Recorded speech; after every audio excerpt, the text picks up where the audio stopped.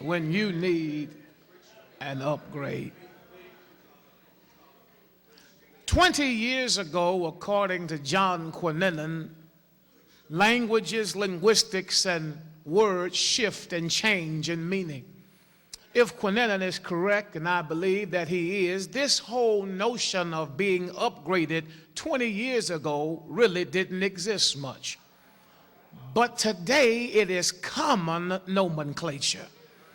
It suggests at its core meaning that which goes from good to better, that which goes from better to best, that which goes from ordinary to extraordinary. If you were buying a vehicle and you bought a car that only had a heater and cushioned seats, you may want to consider getting an upgrade the next time. You see, because you can get a car now with the navigation system in, cell phone, blue chip back, so you can talk hands-free. You can get them with leather seats that have fans in them that'll cool you while you're in the summertime and heat you up in the wintertime. You see, upgrading is a popular idea. If you hadn't bought a car lately, if you just been to McDonald's, pulled into the drive-thru, said, give me the number 3. It's common for them to say, pull around. But before you pull around and pay, they will ask you, do you want to upgrade that?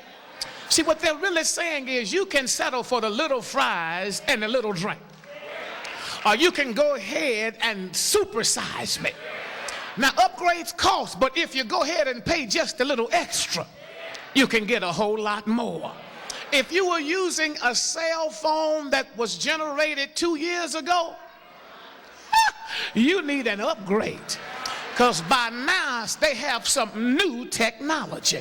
Cell phones now can shoot movies, take pictures, tell you where you are, how to get there, and everything else. And so if you're using an old phone, though it still may work, you might want to consider getting an upgrade. If you were going through the same relational woes that you were going through last year this time, and you still dealing with the same old deadbeat personalities, and your boo causes you to boo-hoo, what you may want to consider, I hope you're praying with me tonight, is getting an upgrade. Because I was trained and taught that you can do bad all by yourself.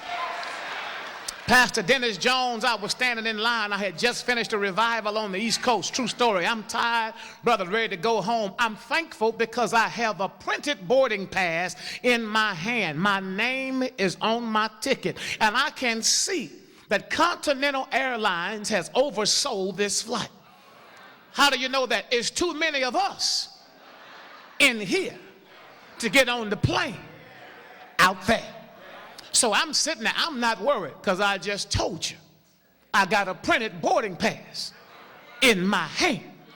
It has my seat assignment and my name on it. But I know how Continental will do you.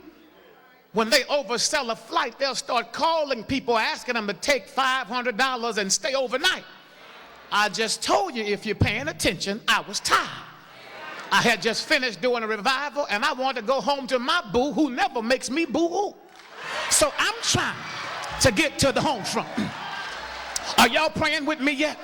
So I'm doing my best to get back to Texas, get in my hoopty, and drive to Beaumont.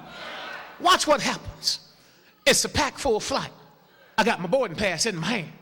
And all of a sudden, they called my name. John Adolph, will you please come? I said, oh, Lord, Lord. And I really try to be a Christian no matter where I am. I want my life to be a witness for him. But I'm human. I walk with clay feet like you do. I just told you I was tired.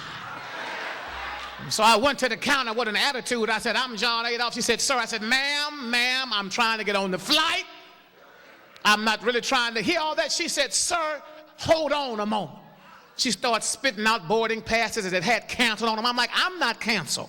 I printed my boarding pass before I left the hotel. My seat assignment is for me. She said, Mr. Adolph, hold on one moment. She said, You're a frequent flyer. And right now, coach is oversold. But we got some seats available in first class. She said, if you just hold on a moment, I'm trying to give you an upgrade. It made me feel different. I stopped complaining because what looked like it was about to be bad turned out all right. You see, God brings us to these places where he says, I know you ought to be tired of what you've already been through. And right now what you ought to be saying to God is, Lord, I'm tired of the norm. I want more out of my walk with you. And it may cost me a little bit on the front end, but I'm going to be rewarded on the back end. I want to upgrade in my prayer life so I can learn how to pray for folk that really don't like me. I want to upgrade, God, in my praise and my worship so that I can worship you truly in spirit and in truth. I want to upgrade, oh God, in my patience, because sometimes people get on my last nerve. I want to upgrade for my family and their faith, because what I yearn from you is to be able to be a living example at church and at home. Can I ask a question right quick? Is there anybody here tonight who is saying, Pastor Adolph, I came to church on a Tuesday night in the middle of the week because I want to upgrade from God. I don't want just the normal